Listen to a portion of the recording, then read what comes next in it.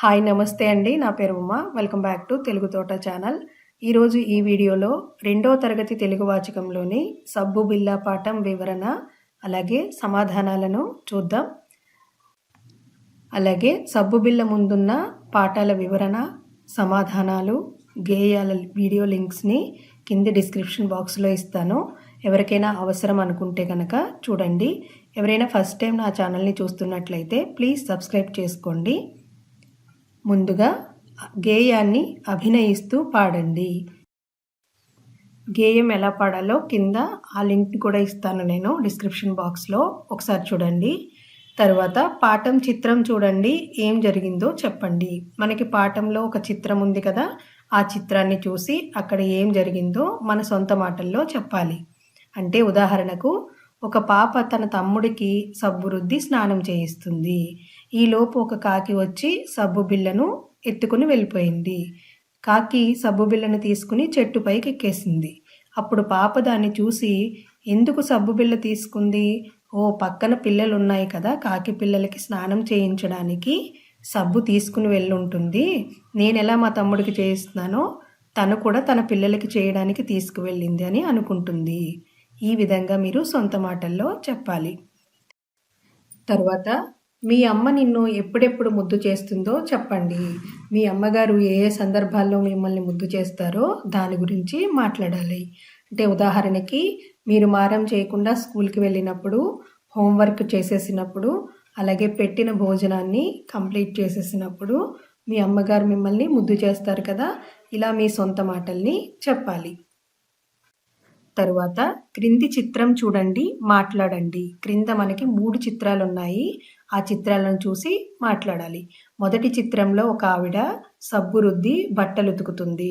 రెండవ చిత్రంలో పాప బంతికున్న దుమ్మును సబ్బుతో రుద్ది కడుగుతుంది.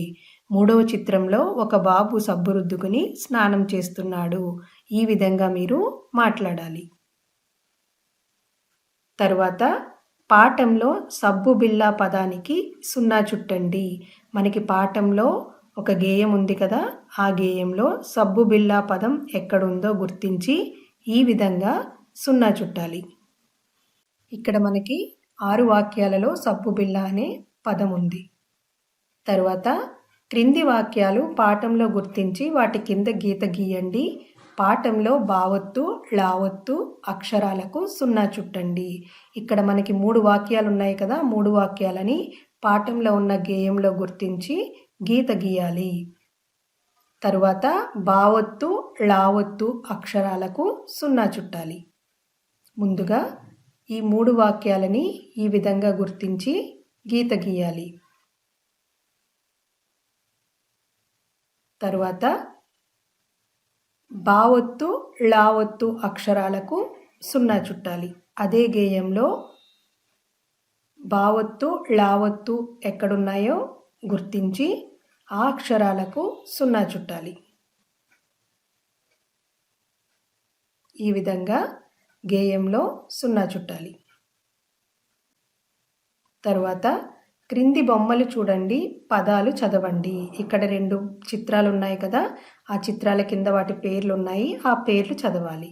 సబ్బు బిళ్ళ, పళ్ళెం, ఈ విధంగా చదవాలి. తర్వాత, క్రింది బొమ్మలు చూడండి, పేర్లు చదవండి. ఇక్కడ 4 బొమ్మలు ఉన్నాయి. ఆ బొమ్మల కింద వాటి పేర్లు ఉన్నాయి. ఆ పేర్లు చదవాలి. డబ్బా, కొబ్బరికాయ, కళ్ళు, గొళ్ళెం, ఈ విధంగా చదవాలి. తర్వాత, క్రింది పదాలు చదవండి. ఇక్కడ కొన్ని పదాలు ఉన్నాయి కదా, ఆ పదాలను చదవాలి.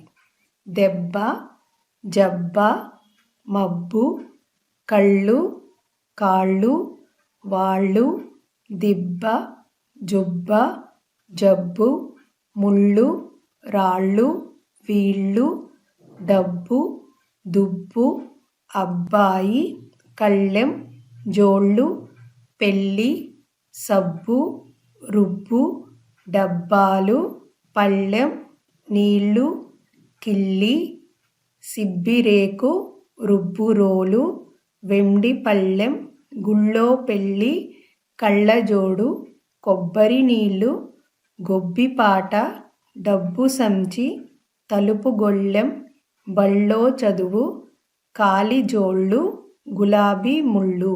ఈ విధంగా ఈ పదాలలో ఒత్తు ఉన్న అక్షరాలను నొక్కి పలుకుతూ ఈ పదాలన్నీ కూడా మీరు చదవాలి. క్రింది వాక్యాలు చదవండి, సరైన వాటితో జతపరచండి. క్రింద మనకి 3 వాక్యాలు ఉన్నాయి. ఆ వాక్యాలను చదివి క్రింద వాటికి సరైన వాటితో జతపరచాలి. సుబ్బులు అబ్బులు సంతకు వెళ్ళారు. సంతలో సుబ్బులు సబ్బు బిళ్ళ కొన్నది. అబ్బులు కళ్ళజోడు కొన్నాడు. వీటి ఆధారంగా క్రింద ఉన్న పదాలను సరైన వాటితో జతపరచాలి. మొదటిది సుబ్బులు అబ్బులు సంతకు వెళ్ళారు. సుబ్బులు సబ్బు బిళ్ళ కొన్నది.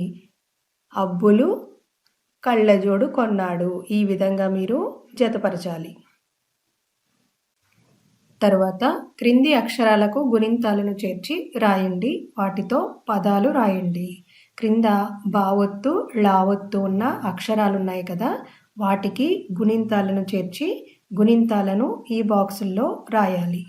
ఈ విధంగా మీరు గుణింతాలను రాయాలి. అలాగే ఈ గుణింతాల్లో ఉన్న అక్షరాలను మాత్రమే ఉపయోగించి కొన్ని పదాలను రాయాలి. అంటే బావొత్తు లావొత్తు ఉన్న అక్షరాలను ఉపయోగించి ఈ విధంగా మీరు ఈ లైన్లలో 3 పదాలను రాయాలి. అంటే బావొత్తు ఉన్న పదాలు 3, లావొత్తు ఉన్న పదాలు 3. ఈ విధంగా మీరు రాయాలి.